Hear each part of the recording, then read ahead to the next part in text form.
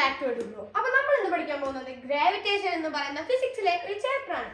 അപ്പോൾ ഗ്രാവിറ്റേഷനിൽ നമുക്ക് എന്തൊക്കെയാണ് പഠിക്കാനുള്ളത് നോക്കാം.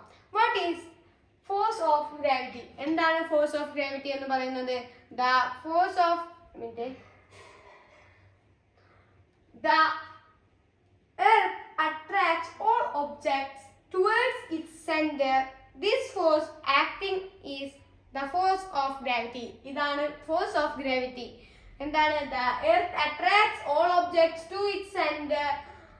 This force of attraction is the force of gravity എന്നാണ് പറയാനുള്ളത്.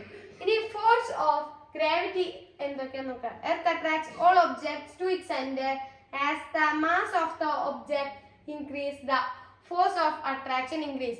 Mass of the object increase ആയിക്കഴിഞ്ഞാൽ force of attraction increase ആവുകയാണ് ചെയ്യുന്നത്. As the distance from the object increase, the force of attraction decrease. Object distance increase ആവുമ്പോൾ attraction എന്താവും? Decrease ആവും. ഇനി universal law of gravity. All bodies in the universe attracts each other. The force of mutual attraction to bodies is directly proportional to the product of their masses and inversely proportional to the square of the distance between them. ഇതാണ് universal law of gravity എന്ന് പറയുന്നത്. ഇതിന്റെ equation എന്ന് പറയുന്നത് gravity calculate ചെയ്യണ attraction calculate ചെയ്യണ equation എന്ന് വെച്ചാൽ G×m1×m2 divided by d square. d എന്ന് പറയുന്നത് ഡിസ്റ്റൻസ് ആണ്. m1 എന്ന് പറയുന്നത് ഫസ്റ്റ് ഒബ്ജക്റ്റിന്റെ മാസ്, സെക്കൻഡ് ഒബ്ജക്റ്റിന്റെ മാസ് ആണ്. അതെ. Acceleration due to gravity. എന്താണ് acceleration due to the gravity? The objects are accelerated towards the earth under the influence of the gravitational force of the earth. This acceleration is known as acceleration due to പഠിക്കാനുള്ളത് mass and mass എന്താണെന്നാണ് പഠിക്കാനുള്ളത്.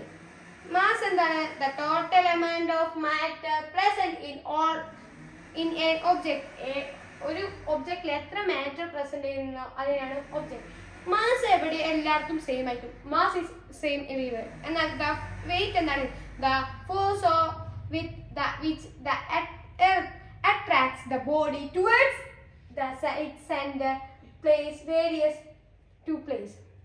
കിലോഗ്രാമും ഓരോ സ്ഥലത്തേക്കും പഠിക്കാനുള്ളത് free ഫോളിനെ പറ്റിയിട്ടാണ്. If an object is allowed fall freely from a height, it will fall to the ground only under the force of the earth. Such motion is called free fall. ഈ free fall സമയത്ത് നമുക്ക് wait ഉണ്ടാവില്ല, നമുക്ക് zero wait ആയിരിക്കും express ചെയ്യാം. ഇതോടുകൂടി നമ്മുടെ chapter കഴിഞ്ഞിരിക്കുകയാണ്. അപ്പോൾ എല്ലാവർക്കും ഈ വീഡിയോ ഇഷ്ടപ്പെട്ടു എന്ന് വിചാരിക്കുന്നു. അതായിരിക്കും ബൈ.